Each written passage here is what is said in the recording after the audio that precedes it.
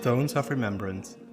In April 2025, 80 years after the so-called death marches, descendants of the victims of that time take stones to carry them in remembrance to the town of Gunskirchen. Each stone represents the memory of a person whose fate shall not be forgotten. Jews were driven as prisoners from the Mauthausen concentration camp to Gunskirchen in the last days of the war in 1945. Thousands lost their lives in the process, tormented and murdered by the henchmen of the Nazi regime. The survivors told their descendants about the atrocities. What people did to other people shall never be repeated. This is the message they want to pass on. My father, my mother, my grandfather, my uncles and my aunts, that were all of them were in the same march from Mauthausen to Gunskirchen. 60 kilometers in 3 days, after being exhausted, tired, hungry, and on the way, my grandfather told his daughters, "I'm tired. I'm sitting and staying here. Leave me alone." I'm here, the second generation, and my son, the third generation. It's very important to us to know about the history and tell all the story about my father.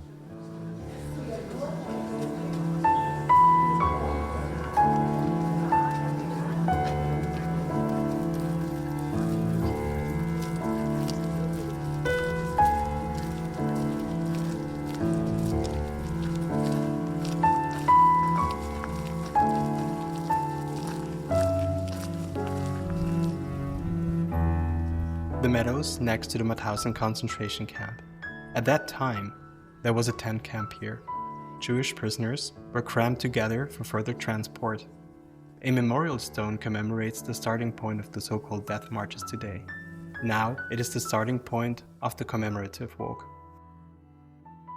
We reached Mauthausen, but not the proper camp. There was a field with a tall wire fence and watchtowers. It was a kind of huge tent camp. Tents similar to circus tents. In the tents, amongst unimaginably overcrowded conditions, the people were lying on the ground like sardines. No bread was distributed in the camp. We received only soup. But since we were not divided into groups, big confusion prevailed. The strong ones got a lot of food, and the weak ones did not get anything. Joseph Fischer, a former prisoner. But there was also solidarity. Wolfgang Adler, then 16 years old, came from Auschwitz and was weakened to death.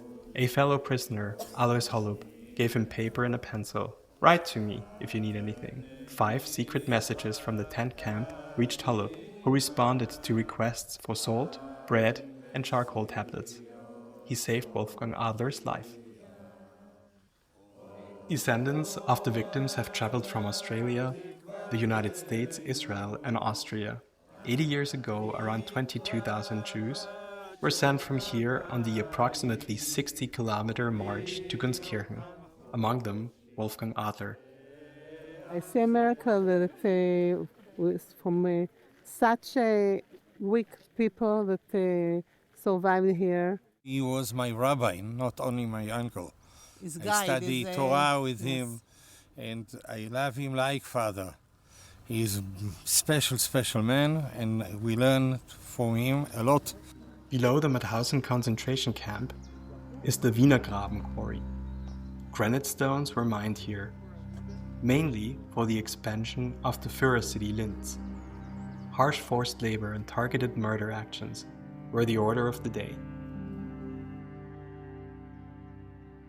SS Reichsführer Heinrich Himmler during a visit in 1941. The Nazis made a lot of money with the granite works Mauthausen. The prisoners had to carry stone blocks up the so-called stairs of death until they were completely exhausted. The first stage on the commemorative march to Gunskirchen. It was very emotional because my father, when he got here from Auschwitz, He was walking, for few days or weeks. There were groups of children. There were 14 or 13. For me, it's very, very emotional and hard to know that Auschwitz was not the worst place, camp, I think this was worse than Auschwitz. I hope it will never again, and that's why we are here.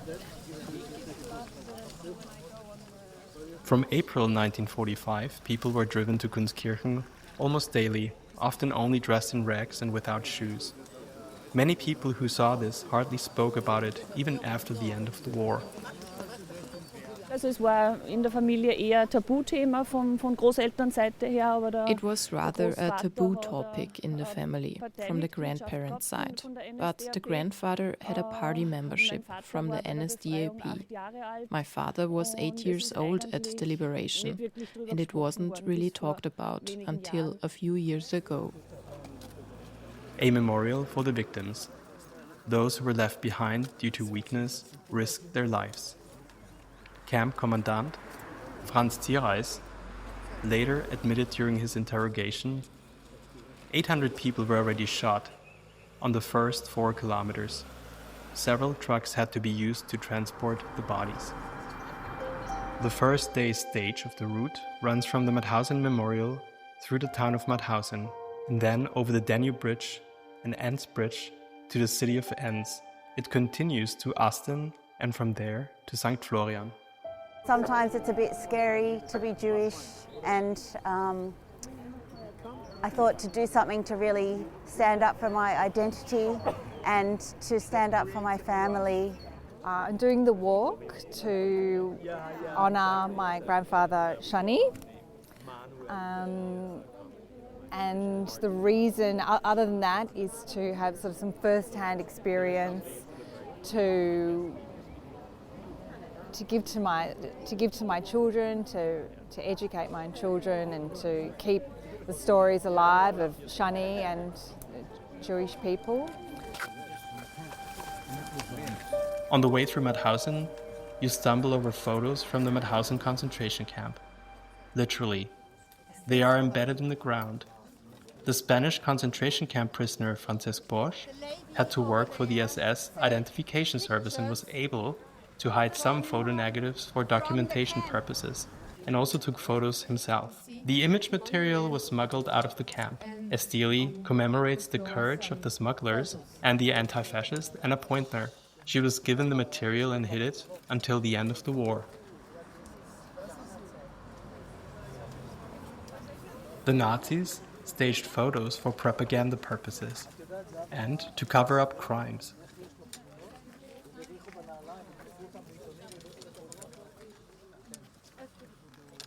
Dugo Leitner was one of the tormented at that time. I'll give you my father's words. We left Mauthausen and the SS hurried us.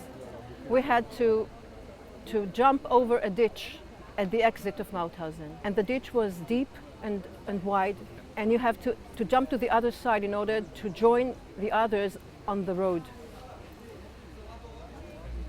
SS officers stood there with the great sticks, and they beat whoever didn't do it and jumped from one side to the other, right to the testicles.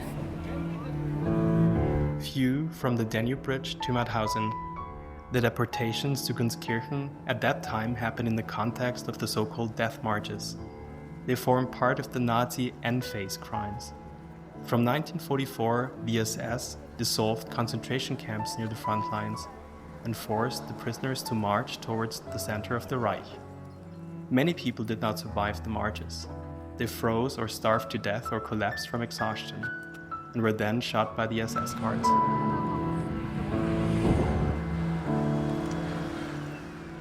The route from Mauthausen to Gunskirchen ran through the city of Enns. David Hirsch, the father of Jack Hirsch, was one of the tormented at that time. Already at the end of his strength, completely emaciated, he managed to escape from the column of prisoners. It's about a half a kilometer from the bottom up to the top, and then you make this sharp right turn. these prisoners were heading west. My father was so worn from climbing this hill, he was moving so slowly that they decided to stop the line of marchers right behind my dad. So he was the last person in the intersection. And the refugees, seeing him all by himself, decided they're not waiting, and they went. And my father suddenly got caught up with the refugees. And then a light bulb went off, and he said to himself, if I just turn with the refugees, maybe nobody will notice. He's wearing a prisoner uniform. He weighs 36 kilo. And then he found the raincoat on the ground, and put it on, and covering his prisoner uniform, and he'd escaped. Since 2022, there has been a memorial in Enns for the victims of the death marches. The inscription calls for humanity. Jack Hirsch tells of the incredible fate of his father after he left the column of prisoners. And he went up this street for 100 meters. To go this way, nobody will notice. Well, apartment doors.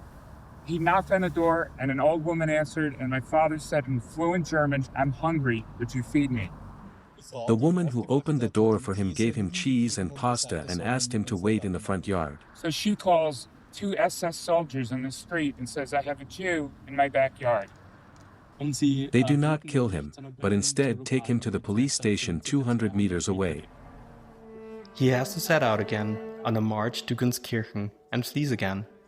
Others have to pay for their escape attempt with their lives.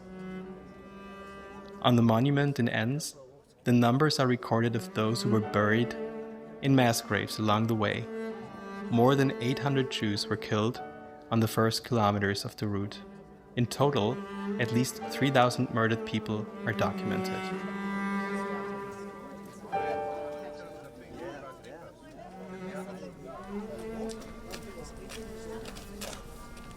He was 18 years old. Lunch break for the participants. The Roman Catholic parish of St. Lawrence opens its parish hall, and the Rema community prepares and delivers the food for the entire group. Not forgetting the victims of that time and sharing their stories is the idea behind the commemorative walk initiated by the educational director of the Mauthausen concentration camp memorial. Everyone lets everyone participate. That's a very nice sense of community that we take with us here. And I'm really pleased with the attitude here in Austria. That it's a very comforting attitude. It's very kind, it's very understanding, and we are made to feel very welcome. So I can't dwell on what happened in the past, but I'm dwelling on what's happening now and in the future.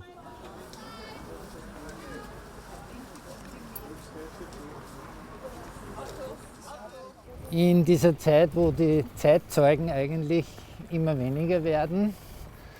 In this time, when the eyewitnesses are becoming fewer and fewer, it is simply important to me to keep the memory of this incredible inhuman regime and the treatment of these innocent people alive. Aufrechtzuerhalten. Also es muss ja kein Schuldeinbekenntnis von der nachfolgenden Generation sein. So it doesn't have to be a confession of guilt from the following generation, but simply to know, yes, something like this happened in my family too, and also in the extended family at least. Both things happened. Loyalty to National Socialism, but also resistance, tore a rift through many families. The group has arrived in Christine, at the house of the Friedman family. Here, Jack Hirsch's father, David, received help during his second escape attempt 80 years ago. David Hirsch hid in the bushes, found old civilian clothes, and was discovered by the couple Barbara and Ignaz Friedman. They brought him into their house and hid him in the cow barn. But having a Jew in the house was life-threatening, as the SS had also housed themselves on the first floor of that house. A friendly policeman advised the Friedmans to send the Jewish prisoner away again. Hirsch was then supposed to hide in the hay barn, but he got lost on the way there and was found half dead on the bank of the Christine Creek by children. The Friedmans brought him back into their house. In the meantime, the SS had withdrawn, and David Hirsch experienced the capitulation of the German Reich. I'm gratified that people want to hear the story. I'm gratified that people care what happened to the Jews in World War II and to the non-Jews. Mauthausen, of course, was not for Jews. The story of my father is a story of many people who didn't deserve what they went through. Learning from the past for the present, this is very important to Jack Hirsch. And that's why he tells his father's story over and over again. I think you have to have compassion and you have to have understanding. And if the current generations recognize the mistakes of the prior generations and want to atone for it and want to understand it better and want to make sure that it doesn't happen again. The first stage is almost complete. St. Florian is within sight. Accommodations and dinner await the group. For the prisoners at that time, the horror continued. They had to spend the night on an open field in the rain and cold, in thin prisoner clothing. Today, the field from back then is the headquarters of the volunteer fire department. The entire provision for 3 days was half a kilogram of bread and a little piece of margarine. The people were hungry and thirsty. My grandmother encountered a column of prisoners on a death march here. She was on her way home with a shopping basket, having just bought flour, sugar and eggs, and the prisoners asked her to give them some of the groceries. They were so terribly hungry.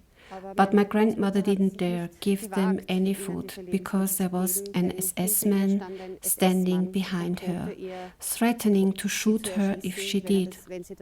She felt so terribly sorry for that.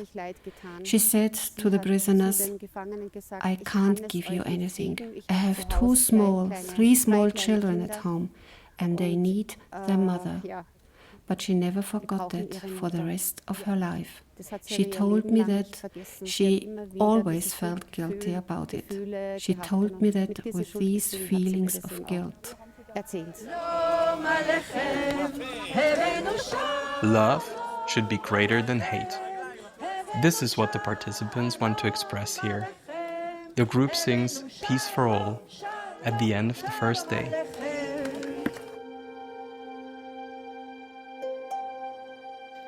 On the second day, the route goes from St. Florian via Ansfelden, Heid, Pucking to Weißkirchen.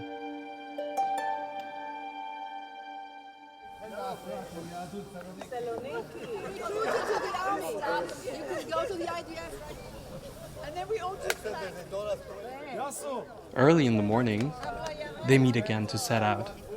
Before that, a spontaneous joint warm-up. We had a long way to walk yesterday, a long distance, so I got to talk with each one in the group. And there are so many different people from different places. There are people from the States, from Australia, from here, from Austria, from Israel. I didn't know nobody. I only know my mother here, and we are becoming like a big family, because we all have this feeling of connection with the people that did this way, like we did yesterday. There was a very strong brotherhood. They were together. They looked after each other. If somebody became weak, they supported him. I think this is very, very important. I hope today we'll make the second part. It will be like yesterday. It's very hard to walk, but still it's very good to walk with them, with all the generations, and to learn the stories and to learn more about this part of the history.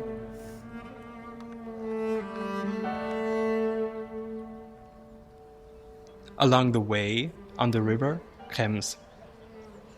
The memorial plaque on the bridge tells the story. A Jewish woman walking with her little girl collapsed by the river.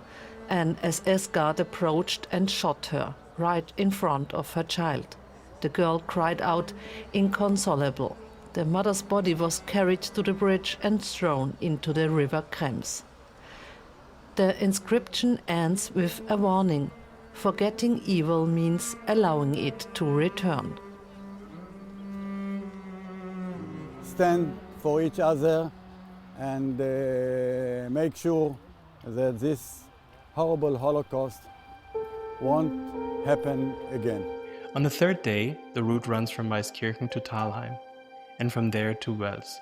It continues to Gunskirchen and from there to a forest area near Ed, where the former Gunskirchen subcamp was located. Alexander Sischa Groß died of exhaustion. Shortly before that, he had reunited in the concentration camp of Mauthausen with his two sons, Yitzhak and Noah, who came from the Budapest ghetto. His wife and daughter had already been murdered in Auschwitz.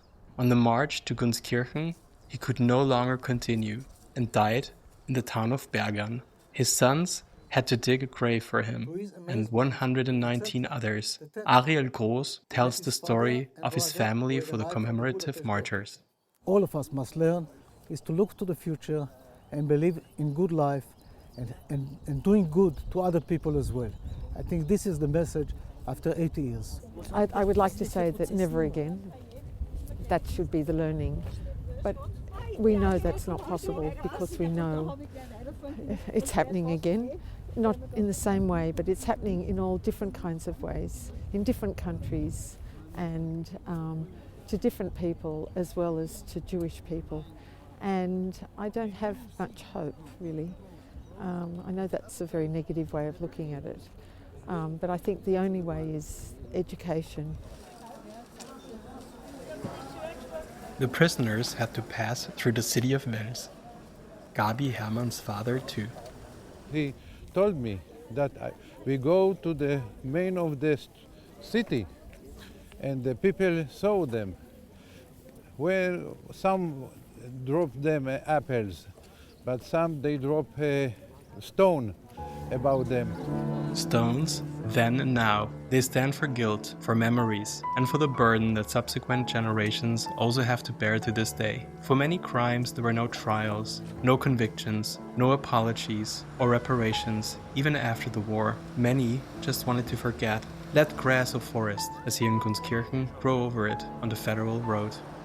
Now, there is a monument here in remembrance of the death marches. On the stele, you can find the names of the almost 50 subcamps of the Mauthausen concentration camp. There was once strong resistance against the erection of this monument. The former mayor remembers. There were still so many who said, I wasn't there, I don't want to see it anymore. Understandable on one hand.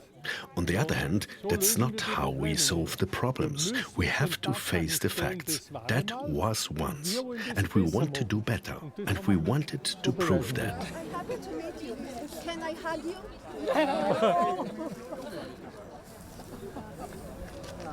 Hallo, servus. I want to hug you. Thank you. Father Dugo passed away a year and a half ago. So this was my permission to look up in his files. And I found this, your letter. Today I found a new friend. Mr. Zimmerberger, you were my father's friend, but you didn't know it. You wrote him a letter 30 years ago. At that time, only a few survived. And he was one of those who survived. And I was so happy as a mayor that I wrote to him directly. And that was it. The group has now grown to 170 people. After 3 days of walking, the group finally arrives in the forest where the former Gunskirchen subcamp was located. It was originally set up for 4,500 people. Later, more than 12,000 people were crammed together here. Up to 200 prisoners died every day. The causes were hunger, typhus, and the mistreatment by the SS.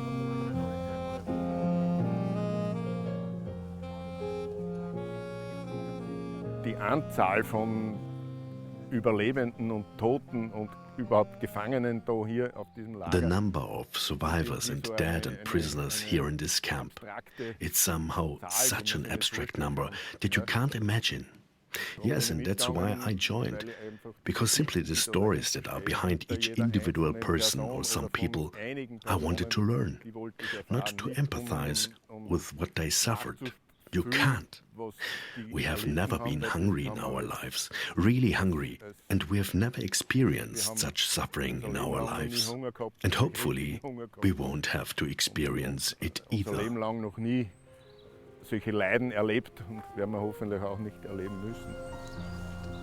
Giving the dead a name, not forgetting their stories. On the 5th of May 1945, the Gunskirchen camp was liberated by the 71st US Infantry Division.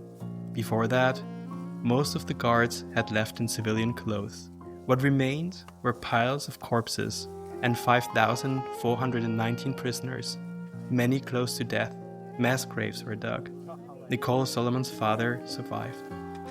Dad was silent about his experiences for nearly 40 years after the war, no doubt as a coping mechanism, but maybe on some level to protect us from the horror of his experiences. It wasn't until his 60th birthday, at his party, he spoke for the first time of what happened during the war. Dad filled the room with stories of pain and of survival, and we listened with horror and marvel. It was a night to remember, and it was a night to understand.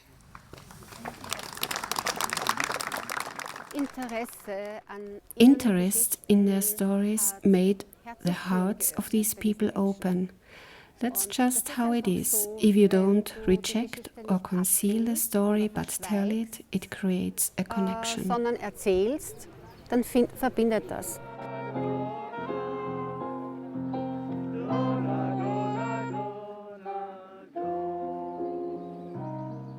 I just sat there close to the tombstone and I said to my father, Abba, I'm going to Mauthausen Gunskirchen. Just I will follow your footsteps. We'll go 3-day death march. The stone didn't move, but I sort of heard his voice.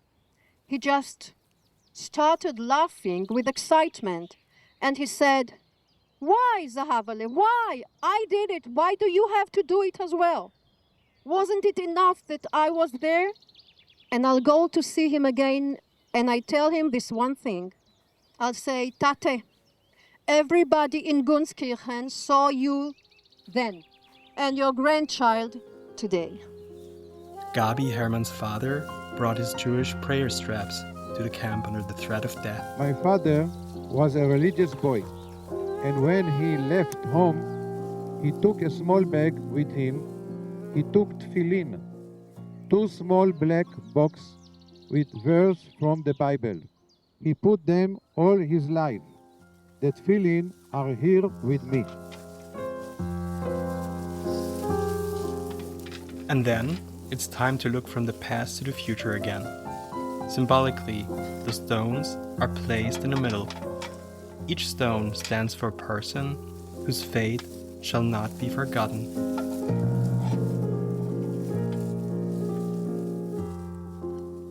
Gabi Hermann places his father's red bag and prayer straps there as well. They have now been carried all the way from Mauthausen to Gunskirchen a second time. Despite everything, life wants to be celebrated.